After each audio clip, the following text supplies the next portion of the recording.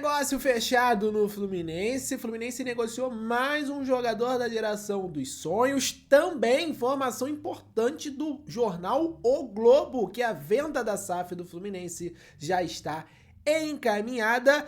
O América de Cali já está no Rio de Janeiro e tem desfalque importante para essa partida contra o Fluminense. E também a tabela do Campeonato Brasileiro, rodada de domingo já aconteceu, tem um jogo ainda nessa segunda-feira, mas já dá pra gente analisar a situação do Fluminense. Já vai deixando o seu like, ativando as notificações, comentando da onde que tá assistindo a Central Fluminense. Então, vambora para as últimas notícias do Flu? Informação exclusiva da Central Fluminense está no nosso site. O Fluminense acertou a saída em definitivo do volante Thiago Henrique, de 21 anos. Ele está indo para o Aris Limassol do Chipre. O Fluminense manteve 20% dos direitos econômicos do atleta. Em julho de 2024, o meio-campista renovou o seu contrato com o Fluminense até o final de 2027. No entanto, sem receber oportunidade, o clube e jogador consideraram que a saída em definitivo seria a melhor opção. Ele foi negociado numa transferência sem custos, ou seja, o Fluminense não irá receber dinheiro com essa saída do Thiago. Formado nas categorias de base de Xerém, ele integrou a geração campeã brasileira, né, sub-17 em 2020, ao lado de Kaique, Metinho e Matheus Martins. Então tá aí essa informação, né? Ele iniciou o Campeonato Carioca do ano passado, desse ano, treinou o elenco integrado com um elenco profissional, né? Treinou várias vezes com um time profissional, só que nunca teve grandes oportunidades assim. Foi relacionado para 3 partidas da Copa Sul-Americana, mas não chegou a entrar em campo. Então, é uma informação relevante porque é mais um jogador de Xerém, é mais um jogador dessa geração do Kaique, do Metinho, do Matheus Martins, que não teve oportunidade no time de cima. O Thiago jogou algumas vezes no Campeonato Carioca, um volante de explosão, né, de força. Não sei qual é a interpretação dentro do Flu, porque a gente estava precisando de volante até pouco tempo, né? Na época que estava com a lesão do Bernal, do Otávio também, em nenhum momento sinalizaram a utilização do Thiago Henrique, né? Eu sou do tipo de pessoa, que consome esporte, futebol. Cara, o Fluminense contratou o Otávio, né? O Fluminense gastou uma grana. Na época eu fui muito contra essa contratação, porque eu acho que é um jogador que não agrega tanto dentro do Fluminense, dentro do time, a característica do Otávio. O Otávio já teve o seu destaque lá atrás no Atlético Paranaense, mas hoje, em 2025, para mim, não é um jogador para o Fluminense, mas o Fluminense foi lá e contratou. E, assim, eu tô longe de ser o tipo do torcedor, né, do comunicador aqui, de ficar pedindo Xerém, não, tem que botar Xerém, só Xerém, não. Um time só de garotos não vai a lugar nenhum. Não vai a lugar nenhum. Mas, cara, nessa situação aqui, o Thiago já estava treinando, estava integrado. Cara, antes de contratar alguém, por exemplo, antes de contratar o Otávio, por que não testou mais o Thiago? Um moleque foi campeão na base, né? Era de uma geração muito boa. Era bem falado nas categorias de base, mas não teve oportunidade. A gente tá vendo aí alguns jogadores se destacando fora do Fluminense que não tiveram oportunidade, como é o caso do GFT lá no Rangers da Escócia, inclusive tá para vir ao Palmeiras, né? O Palmeiras está muito perto de contratar o GFT. Então é mais um jogador saindo, vai pro Chipre, um futebol desconhecido, tem alguns times do Chipre ali disputando competições internacionais. Sinceramente não sei se é o caso do Aris Limassol.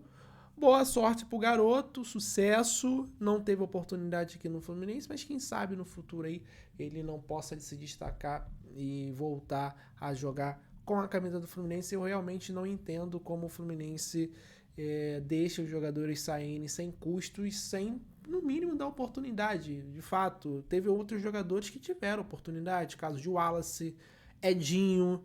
Só que o Thiago não teve essas mesmas chances de jogar com a equipe profissional principal e tá saindo com a torcida, assim, maior parte do torcedor, né, que não consome, né, todo mundo que assiste as notícias aqui no YouTube, vai saber que o Thiago saiu, né, ou não conhece o Thiago, não teve a chance de mostrar o seu futebol.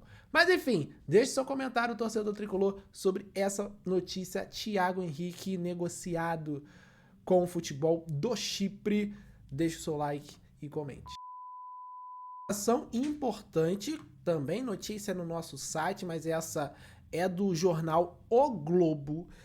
Segundo Lauro Jardim, jornalista, o Fluminense aceitou a proposta de venda da SAF para o BTG Pactual.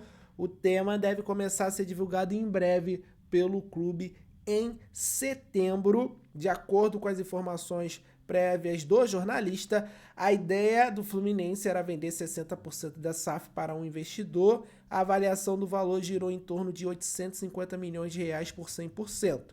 No entanto, a campanha na Copa do Mundo de Clubes valorizou o ativo e as partes podem fechar a negociação por cifras superiores. A ideia do BTG e Flu é criar um fundo de investimentos que terá diversos cotistas. A prioridade é que estes sejam tricolores ilustres. André Esteves, dono do banco, será um dos investidores.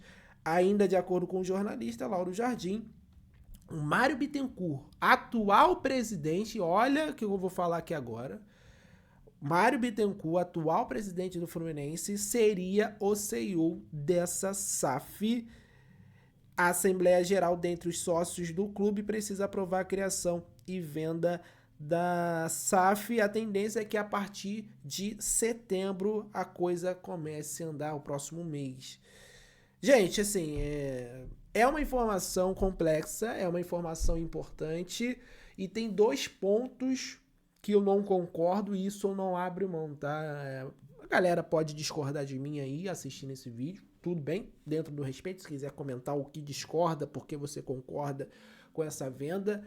Acho que o primeiro ponto, eu não sou contra a criação de uma SAF e a sua venda a um investidor. Eu acho que esse modelo é o futuro do futebol brasileiro. A maioria dos clubes vão passar por esse processo e, claro, o Fluminense também. Ponto. Acho que esse é o futuro. Isso aí, acho que quase ninguém vai discordar que o modelo associativo não dá mais. Ok, estamos de acordo, acho que eu vou estar de acordo com a maioria. Agora, pessoal, o André Esteves vai ser um dos investidores e foi a empresa do André Esteves que fez esse estudo. Por mais que ele seja tricolor, né, não é um tricolor fanático, mas já apareceu algumas vezes na arquibancada e etc e tal, né, claro, é um cara com muita credibilidade no mercado financeiro, né, um dos caras mais ricos do país, a sua empresa é uma das melhores da América do Sul, claro, contando com que fez essa análise aí do mercado para pagar o valor, né, a avaliação do Fluminense, quanto que o Fluminense tem que ser vendido na melhor forma possível, no valor realmente de acordo com a realidade. Cara, infelizmente, é uma coisa que não faz sentido. Como que o cara que faz o estudo vai ser o cara que vai comprar, entende? Eu quero comprar uma casa no Leblon. Eu quero pagar X. Eu quero pagar X. É como se eu analisasse a casa, eu que vou comprar. É pra mim a casa. Eu vou comprar, vou avaliar ela e eu vou pagar o preço que eu quero. Desculpa, mas é isso que todo mundo vai pensar. Esse é o primeiro ponto. Primeiro ponto. Eu acho que a maioria não vai discordar desse ponto aqui. E o segundo ponto, o Mário Bittencourt ser o CEO, o presidente atual que está fazendo, né, toda essa ligação da SAF, etc e tal, né, com essa proposta de criar SAF e vender, né, parte dessa SAF a investidores, Como que o presidente atual ele vai virar SAF? Gente, tem o caso do Fortaleza de muito sucesso com o Marcelo Paz. O Fortaleza é Fortaleza, o Fluminense é o Fluminense. São dois clubes completamente diferentes. Eu não consigo concordar com isso. Eu não consigo, desculpa. O Mário não tem que ser CEO do Fluminense. Ele não é qualificado para comandar o Fluminense. Principalmente, aí vamos lá, principalmente na parte de futebol. Principalmente na parte de futebol. De contratações, de estrutura. A gente tá vendo o Fluminense. Desculpa, o Fluminense é obsoleto na gestão de futebol. Obsoleto, gente. Obsoleto. Olha as contratações que o Fluminense fez na gestão Mário. Tem contratações boas, mas a maioria absoluta são jogadores que saíram pelas portas dos fundos, processaram o Fluminense, chegaram com alto salário e não renderam. Assim, a maioria absoluta. Vou citar só um ponto. Jogadores do início de 2024. A gente gastou 15 milhões no Terãs. Cadê o Terãs? E outros jogadores também. Então, cara, são dois pontos muito fortes, muito, na minha visão, graves, assim, de... Cara, o cara que vai comprar a SAF, que tá avaliando o valor, e o atual presidente que tá negociando, vai virar o CEO. Por quê? Cara, como assim? Não pode. Não pode isso acontecer. Eu não concordo com isso. Eu não concordo. E eu acho que a maioria da torcida também não concorda. Pelas reações nos estádios e nas redes sociais, tá? Mas a informação do Lauro Jardim é essa. É que o Mário Bittencourt provavelmente será o CEO e um grupo de tricolores, incluindo o André Esteves, o presidente, o dono da BTG Pactual, que fez o estudo do valor do Fluminense, valor de mercado do Fluminense, deve ser um desses investidores. Você concorda? Você aprova, torcedor tricolor? Deixe o seu comentário aí nos comentários. Vamos debater e vamos falar. Não esquece também, claro, de deixar da onde que você está assistindo a gente. Das próximas notícias, eu quero mandar um abraço para você que está acompanhando a Central Fluminense. Deixe o seu like e ative as notificações para não perder nada do que a gente publicar aqui no YouTube. Claro, comenta aí de onde está assistindo a gente, que a gente vai mandar um abraço nos próximos vídeos. Um abraço pro Vander Lúcio, de Governador Valadares, Minas, Milton Frank, em Ipanema, Minas, David Weber, de Volta Redonda, Rio, Assis, de Manaus, e a Érica Veiga, de Nova Friburgo, no Rio de Janeiro. A maioria das pessoas que acompanham os nossos vídeos não deixa um like. Então, pô, gente, tá assistindo até aqui, gosta da gente, assiste com frequência, não deixa de clicar no joia, não deixa de deixar o hype, é de graça também. Você que tá assistindo no celular, arrasta aí, tem uma bolinha ali, ó, pra você arrastar e dê o hype aí, que você vai ajudar bastante o nosso canal. E vamos continuar com as informações do Flu.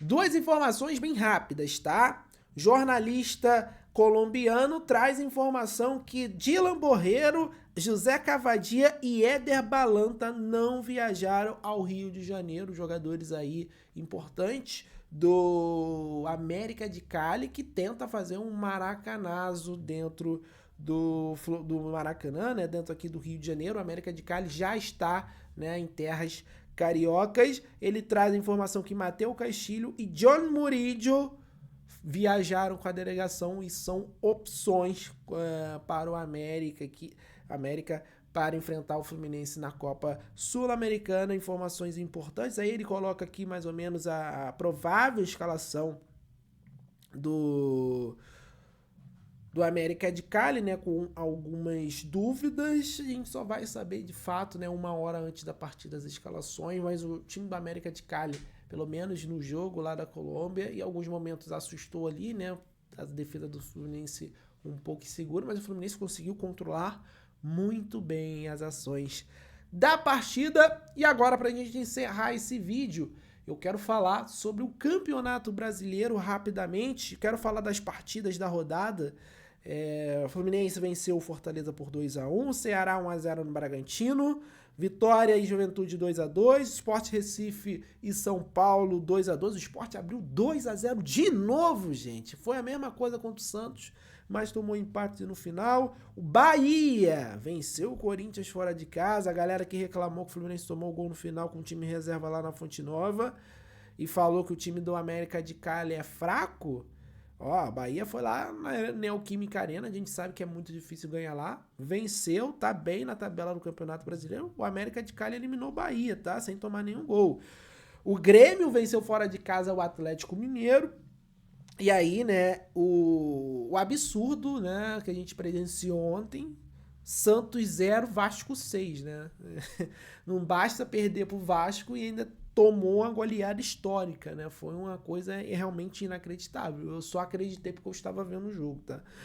E Internacional 1, jogando com reservas, Flamengo 3, também encerrado, né? Vitória do nosso rival. O Botafogo perdeu em casa para o Palmeiras, 1-0, vitória do Palmeiras. E o Botafogo poupou os titulares, porque vai enfrentar a LDU aí no meio de semana na Libertadores. O Palmeiras praticamente já se classificou para as quartas, né?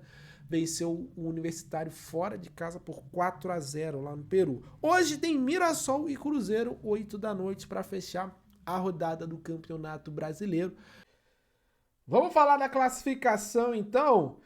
Tem o Flamengo na liderança, o Palmeiras vice-líder, o Cruzeiro que joga hoje contra o Mirassol, o Bahia, olha o Bahia aí no G4, o Botafogo perdeu, se distanciou um pouquinho, mas é sempre importante a gente olhar o número de jogos, tá? Foi a 20ª rodada, né?